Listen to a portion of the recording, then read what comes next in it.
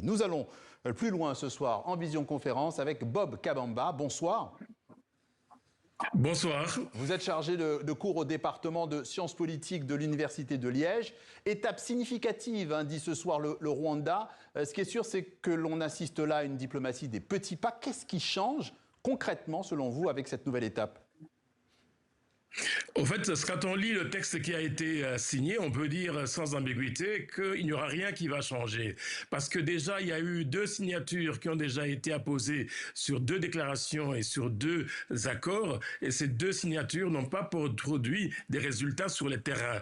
Et ici, on se rend bien compte, qu'en lisant le texte, c'est qu'ils ne sont pas parvenus à se mettre d'accord sur toute une série de choses. Ils se sont mis uniquement d'accord pour dire « nous ne sommes pas d'accord sur toute une série de points, mais que nous allons commissionner les points sur lesquels nous ne serons pas d'accord et qui vont être déclinés beaucoup plus tard en désaccords, on va dire, séparés. Or, cette méthodologie telle qu'elle est définie par le Qatar, le médiateur, on se rend bien compte que ce sera véritablement des petits pas, mais des petits pas qui vont durer, à mon avis, des mois, voire des années, avant qu'on arrive à ce qu'on puisse aboutir à conclure tous les accords qui sont prévus dans le cadre de cette feuille de route.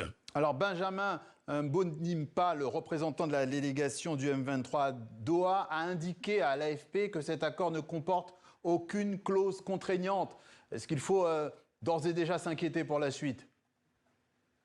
Il faut s'inquiéter déjà pour la suite, puisque les 2 parties se sont suffisamment réarmées, se sont réorganisées, et l'AFC M23 a recruté de nouvelles troupes, et aussi du côté du Congo, on a vu qu'il y a eu renforcement militaire dans toute une série de fronts. C'est on doit s'attendre, de mon point de vue, à ce que les hostilités vont reprendre certainement dans les prochaines semaines, voire dans les prochains jours, et donc on va revenir à la case départ, et ce que ça a été signé à Doha n'aura aucune répercussion sur le terrain.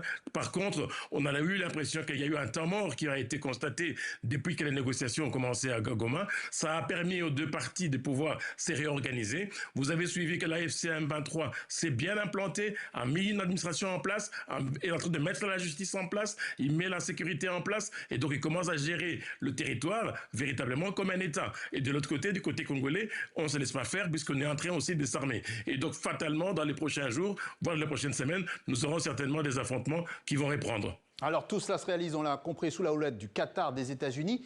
Mais au niveau des organisations régionales, que peut faire une organisation comme l'Union africaine ?